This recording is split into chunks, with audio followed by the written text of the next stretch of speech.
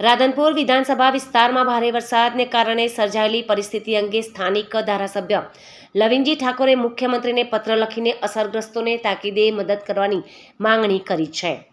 ધારાસભ્યએ પત્રમાં મુખ્યત્વે વરસાદના કારણે ખેડૂતોના પાકને થયેલું નુકસાન, મકાનોની નુકસાની અને પશુમરણ અંગે તાકીદે સર્વે હાથ ધરીને અસરગ્રસ્તોને કેશ ડોલ તથા યોગ્ય વળતર ચૂકવવામાં આવે, રાધનપુરના ગ્રામ્ય અને શહેરી વિસ્તારોમાં ભરાયેલા વરસાદી પાણીના નિકાલની યોગ્ય વ્યવસ્થા કરવામાં આવે તેમજ તૂટેલા રસ્તાઓનું તાત્કાલિક રિપેરિંગ કરવામાં આવે, વરસાદને કારણે ખોરવાયેલો વીજ પુરવઠો વહેલી તકે એટલે કે પુનઃ શરૂ કરવા રજૂઆત પણ કરવામાં આવી છે। અને ઓવરફ્લો પણ આટલું બધું નહીં થયું છે, હજુ પણ એમાં છે, અત્યારે કાંઈ ઓવરફ્લો નથી, કશો જ નથી, અત્યાર સુધી ઓકે છે।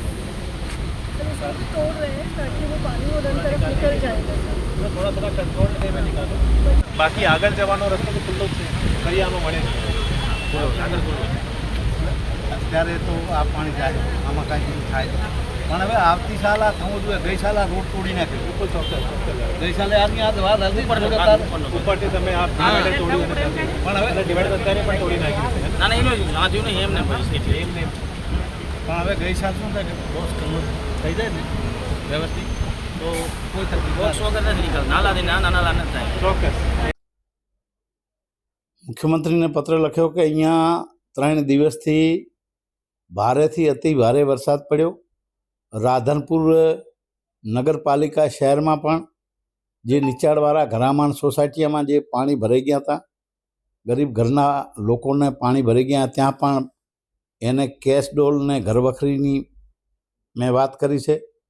સાથે સાથે સાંતલપુર તાલુકામાં પણ મારો પ્રવાસ કાલે હતો, મેં ખુદ રૂબરૂ જઈને એ લોકોને ઘરમાં જઈને જોયું તો જે એ ઘરોમાં પાણી ભરેલા છે અને ઘર વખરી જેને નુકસાન થઈ છે એ લોકોને સહાય ચૂકવવા મેં મુખ્યમંત્રીને પત્ર લખ્યો છે।